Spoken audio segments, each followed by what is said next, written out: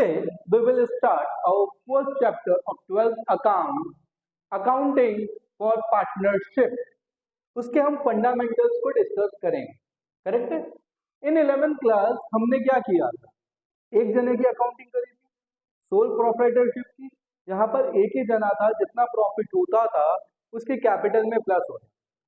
But अब क्या है, पार्टनरशिप है, और पार्टनरशिप में कम से कम कितने परसेंट चाहिए, 2। कितने परसेंट चाहिए, 2। मैक्सिमम कितने हो सकते हैं, हम आगे डिस्कस।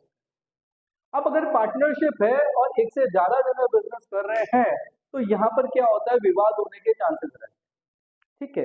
तो पार्टनरशिप का पूरा पार्टनरशिप एक्ट बना हुआ है, वो पार्टनरशिप एक्ट है 1932, इंडियन पार्टनरशिप एक्ट 1932।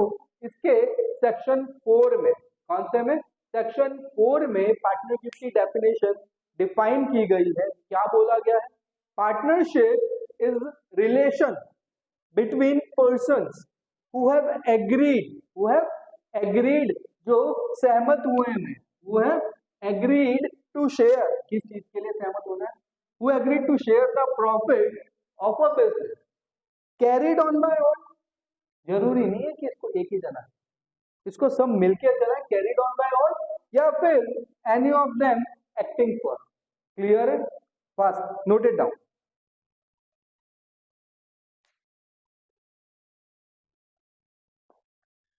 हम व्यू पॉइंट देखें तो पार्टनरशिप 2 व्यू पॉइंट से देखी जाती है, एक लीगल पॉइंट ऑफ व्यू से, एक अकाउंटिंग पॉइंट ऑफ व्यू से। लीगल पॉइंट ऑफ व्यू से पार्टनरशिप फर्म और पार्टनर्स एक ही एंटाइटी, क्या बोला मैंने, पार्टनरशिप फर्म और पार्टनर्स एक ही एंटाइटी है। जो फर्म का डेट है, अगर फर्म उसको रीपे नहीं कर पाती तो पार्टनर्स को अपनी पर्सनल असेट बेच के भी उस लोन को रीपे करना पड़ेगा। अकाउंटिंग पॉइंट ऑफ व्यू से, अकाउंटिंग पॉइंट ऑफ व्यू से फर्म और उसके पार्टनर्स दोनों सेपरेट एंटाइटी। हम फर्म की बुक्स ऑफ अकाउंट में सिर्फ फर्म के अकाउंटिंग ट्रांजैक्शन को रिकॉर्ड करेंगे, ना कि पार्टनर्स के पर्सनल ट्रांजैक्शन। क्लियर हो गया, एक बार फिर बोल देता हूं, लीगल पॉइंट ऑफ व्यू से पार्टनर्स और फर्म्स एक ही है, right, but accounting point of view से ये दोनों अलग अलग है। 11th क्लास में हमने एक कंसेप्ट पढ़ा था, एंटाइटी कंसेप्ट। एंटाइटी कंसेप्ट हमको ये बताता है कि हम जो अकाउंटिंग करेंगे वो बिजनेस की करेंगे, ना कि बिजनेस ऑनर्स की। उसी कंसेप्ट के बेसिस पे हम यहाँ पर भी अकाउंटिंग याद रखना, यहाँ पर भी हम आगे पढ़ेंगे और मैं बोलूंगा हम ये कर रहे हैं, हम इसको रिकॉर्ड करेंगे, हम उसको रिकॉर्ड करेंगे। हम बात कर रहे हैं फर्म की, हम अकाउंटिंग फर्म के पॉइंट ऑफ व्यू से करेंगे, पार्टनर्स के पॉइंट ऑफ व्यू से। पार्टनर्स के पर्सनल ट्रांजैक्शन, पार्टनर्स की वाइफ को पार्टनर ने कोई गिफ्ट दिया नहीं दिया या जो भी किया, हम उसको रिकॉर्ड नहीं करें। हम सिर्फ और सिर्फ बिजनेस के फाइनेंशियल ट्रांजैक्शन, जो फर्म है हमारी, उसी के फाइनेंशियल ट्रांजैक्शन को बुक्स ऑफ अकाउंट्स में रिकॉर्ड करेंगे। क्लियर हो गया, ओके, थैंक यू बच्चों, note it down. Now let's discuss the features of partnership. और फर्स्ट फीचर इज कम से कम 2, मैक्सिमम कितने बताता हूं, मिनिमम कितने 2 पर्सन होने चाहिए, कितने 2,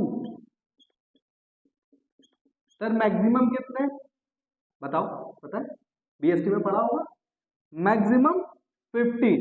सर ये मैक्सिमम 50 की लिमिट किसने बताई, as per companies act 2013, as per companies act 2013 के कौन से सेक्शन में, सेक्शन 464, कौन से सेक्शन में, सेक्शन 464। प्रीवियसली ये लिमिट कंपनीज एक्ट ने 100 डिसाइड करी थी, जो चेंज की गई, चेंज टू 50, किसमें, wide rule 10 of companies rule 2014। Clear, ये जो मैंने गैप में ब्लू ब्लू लिखे है ना, ये इस पे सबके आपके एमसीक्यू बनेंगे, तो please note it down in that manner. इन सब पॉइंट्स को आप हाईलाइट कर एक बार फटाफट क्विकली। 2 और मोर पर्सन होने चाहिए, मिनिमम कितने होते हैं 2, मैक्सिमम कितने 50, मैक्सिमम 50 किसने बताया, बताओ फटाफट। कंपनीज एक्ट 2013 कौन से सेक्शन में, सेक्शन 464 में। प्रीवियसली कितना था 100, जिसको कब चेंज किया गया, चेंज किया गया 50 पे। कौन से में रूल निकाला था, रूल 10, कौन से रूल में, कंपनीज रूल 2014 में। क्लियर, फटाफट नोट इट डाउन। ना हमने ये तो देख लिया कि मिनिमम मेंबर्स कितने और मैक्सिमम मेंबर्स, पर क्या माइनर पार्टनर हो सकता है? तो इसका आंसर है yes, a minor can be a partner for किसके लिए? प्रॉफिट। माइनर पार्टनर हो सकता है पर सिर्फ और सिर्फ प्रॉफिट के लिए। माइनर का मतलब बिलो 18। क्लियर? तो सर जो हमने देखा कि मिनिमम 2% होने चाहिए, क्या इसमें ऐसा हो सकता है कि एक जो है मेजर हो जाए और दूसरा है जो माइनर हो जाए? तो यहाँ पे मैं आप लोगों को बता दूं, जो ये मिनिमम 2% है, दे मस्ट बी मेजर। वो दोनों पर्सन जो है मिनिमम कम से कम 2% जो है फॉर्म में मेजर हो सकते हैं, मेजर होने ही चाहिए। वो क्या सकते हैं? मेजर होने ही चाहिए। Clear? After attaining the majority, जब माइनर बड़ा हो जाता है, उसका हैप्पी बर्थडे आ जाता है, वो 18 का हो जाता है, तब उसके पास चॉइस होती है कि वो पार्टनरशिप को एक्सेप्ट करे या रिफ्यूज करे। उसके हैप्पी बर्थडे से विद इन 6 मंथ, कितने में? विद इन 6 मंथ में उसको डिसाइड करना होता है कि वो पार्टनरशिप में बना रहेगा या पार्टनरशिप को छोड़ देगा। क्यों? क्योंकि अगर वो पार्टनरशिप में बना रहता है और वो कुछ नहीं बोलता है तो उसे एज ए मेजर पार्टनर मान लिया जाएगा और वो सिर्फ प्रॉफिट्स का नहीं, लॉसेस का भी जिम्मेदार होगा। Clear? Please first note it down. First point जो हमने देखा था कि 2 और मोर पर्सन होने चाहिए, उसके बाद हमने देखा फर्स्ट पॉइंट का सेकंड पार्ट कि माइनर का पार्टनर हो सकता है। अब फर्स्ट पॉइंट का third part 1.1 1.2, as per Indian contract act 1872, क्या बोल रहा हूं मैं? As per Indian contract act 1872, persons of unsound mind, persons of unsound mind. Sir unsound mind का मतलब क्या है? अनसाउंड माइंड का मतलब है कि वो पर्सन जो उस टाइम पे उस कंडीशन में नहीं है कि वो अपने दिमाग से सोच सके, या तो वो कोमा में हो सकता है, वो ल्यूनेटिक हो सकता है, वो शराब पिया हुआ हो सकता है, या कोई भी सिचुएशन हो सकती है जहां पर उसका माइंड काम नहीं कर रहा, उस सिचुएशन को हम बोलते हैं unsound mind. Clear? Person who is disqualified by law, disqualified by law. तो ऐसे पर्सन जो अनसाउंड माइंड के हैं और जिनको इंडियन कॉन्स्टिट्यूशन की तरफ से या इंडियन लॉ प्रोहिबिट करता है कि वो कॉन्ट्रैक्ट नहीं कर सकते, इसका मतलब ऐसे पर्सन फॉर्म में पार्टनर्स नहीं हो सकते। राइट? तो जो पार्टनर्स हैं, इसका क्या मतलब हुआ कि अगर आपको फॉर्म में पार्टनर्स बनना है तो आप साउंड माइंड के होने चाहिए and must not be disqualified by law. समझ गए पॉइंट? पक्का? Clear? First note it down.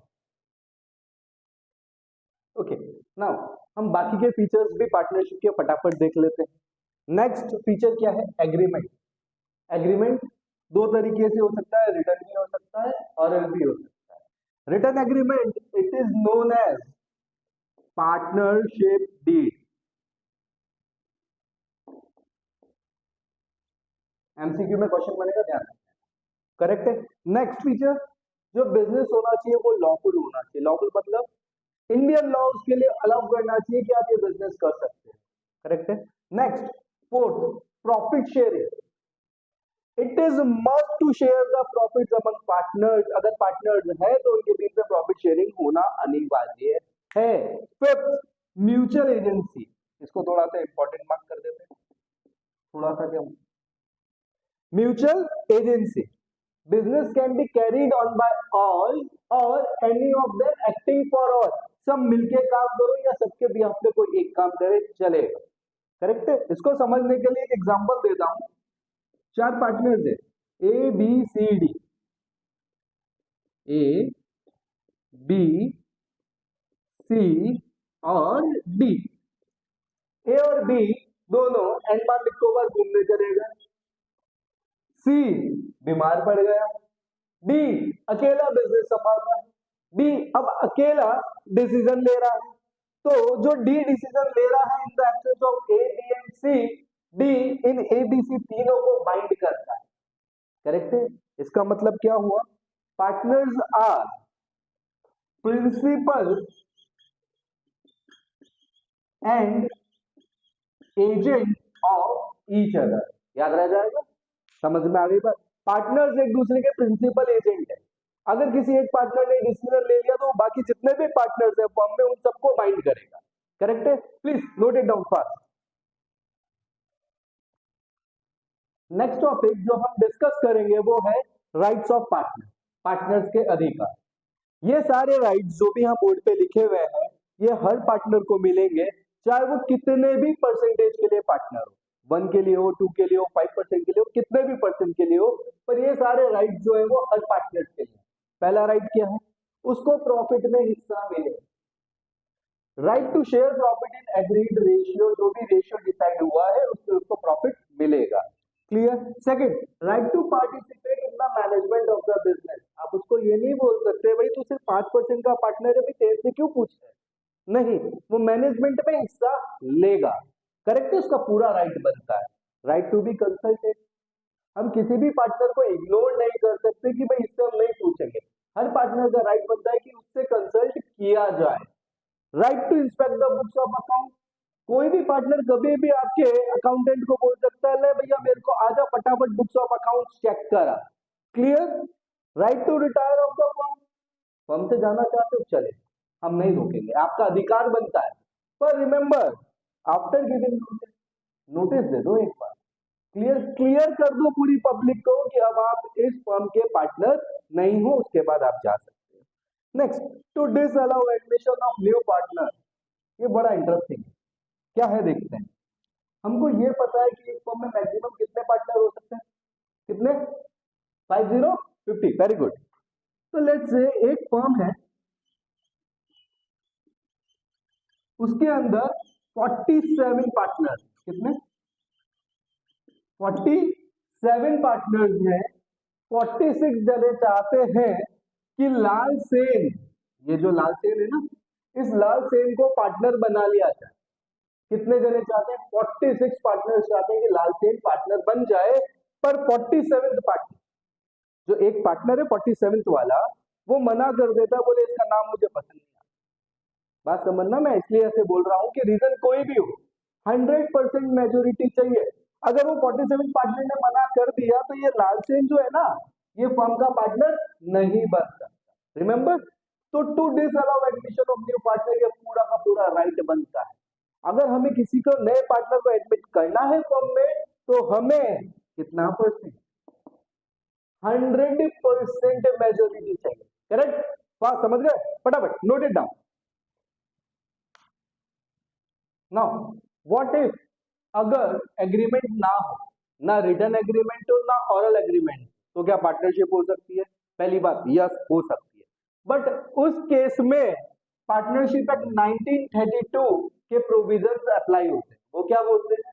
बोले अगर आप लोगों ने ये डिसाइड नहीं किया कि प्रॉफिट शेयरिंग रेशियो कितना रहेगा, तो पार्टनरशिप एक्ट 1932 बताता है कि वो इक्वल रहेगा। कितना रहेगा? Equal. Sir interest on capital मिलेगा क्या? Not allowed. Interest on drawing क्या चार्ज किया जाएगा? Not charge. Remuneration to partners, क्या पार्टनर्स को सैलरी, पार्टनर्स को कमीशन कुछ दिया जाएगा? नहीं, नॉट अलाउड। अरे सर अगर कोई पार्टनर, बहुत ध्यान से सुनना, इंपॉर्टेंट पॉइंट है, यहाँ पे कंफ्यूज होता हूं। अगर कोई पार्टनर फर्म को लोन देता है, देखो जब बिजनेस में इन्वेस्ट करता है उसको तो कैपिटल बोलते हैं। बिजनेस को और पैसे की जरूरत थी तो बिजनेस ने डिसाइड किया हम किसी पार्टनर से ले लें।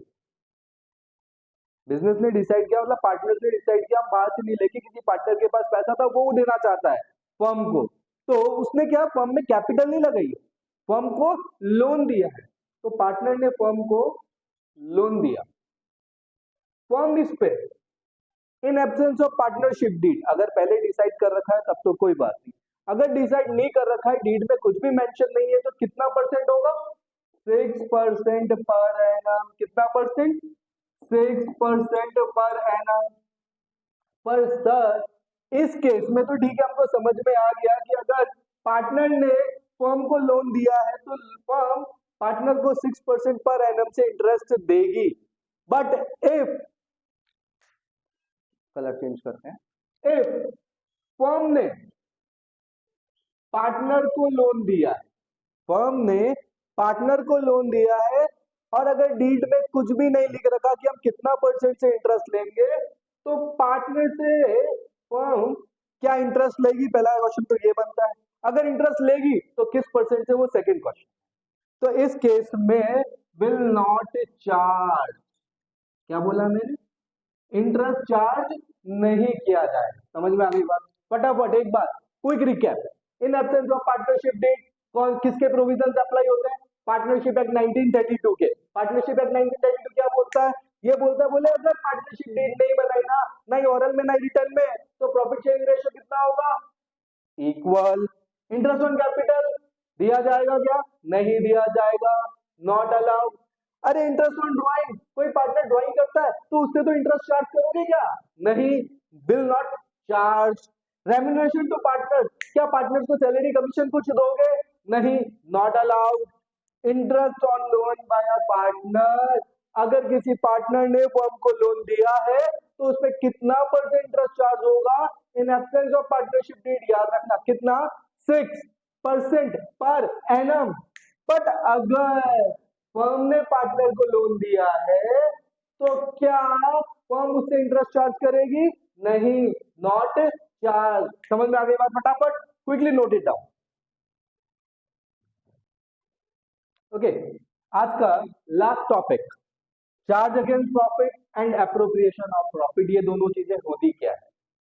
चार्ज अगेंस्ट प्रॉफिट का मतलब होता है कि हमें देना ही देना है। क्या देना है? जितने भी एक्सपेंसेस हैं उनको हमको पे करना ही होता है, चाहे प्रॉफिट हो चाहे लॉस हो। ये हमने पीएनएल अकाउंट में 11th क्लास में सीखा था। यहाँ पर हम to salary, to rent, to advertisement expense, ये सारी चीजें क्या है? Charge against profit. चाहे प्रॉफिट हो चाहे लॉस हो, ये हमें पे करना ही पड़ेगा। सर एप्रोप्रिएशन ऑफ प्रॉफिट क्या होता है? यहाँ पे ये जो टू नेट प्रॉफिट बचता है ना, टू नेट प्रॉफिट, ये जो नेट प्रॉफिट है, ये जो बचा, ये पार्टनर्स में एप्रोप्रिएशन होता है, राइट? इसको बोलते हैं एप्रोप्रिएशन ऑफ प्रॉफिट। प्रॉफिट बचेगा तो एप्रोप्रिएशन ऑफ प्रॉफिट होगा। तो एप्रोप्रिएशन ऑफ प्रॉफिट, यहां से प्रॉफिट बचने के बाद पार्टनर्स को पार्टनर्स की सैलरी दी जाती है, पार्टनर सैलरी, पार्टनर्स कमीशन,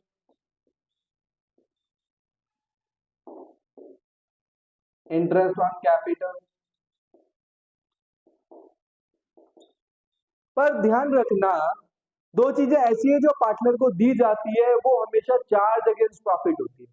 कौन कौन सी? पहली,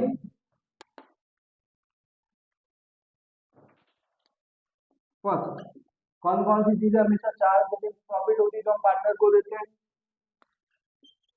rent to a partner. Second, sir एक और क्या है? याद करो, 6% पर एनम, याद आया? हाँ वही वही, interest on partners loan. Interest on partners loan, कौन सा वाला लोन? हमने जो पार्टनर को दिया वो, या पार्टनर ने जो हमको दिया? अरे बच्चों, जो हमने पार्टनर को दिया होता वो तो हमारी इनकम होती, राइट? हम उसकी बात नहीं कर रहे, हम तो यहाँ पे चार्ज अगेंस्ट प्रॉफिट की बात कर रहे हैं ना। तो वो इंटरेस्ट जो हमको पार्टनर को देना, जो पार्टनर ने हमको लोन दिया है उसके बदले। तो ये दो चीजें याद रखना है ना, हमेशा चार्ज अगेंस्ट प्रॉफिट होती है। प्रॉफिट हो या ना हो, ये दोनों चीजें देनी ही पड़ेगी। क्लियर है? श्योर? पक्का? Note it down.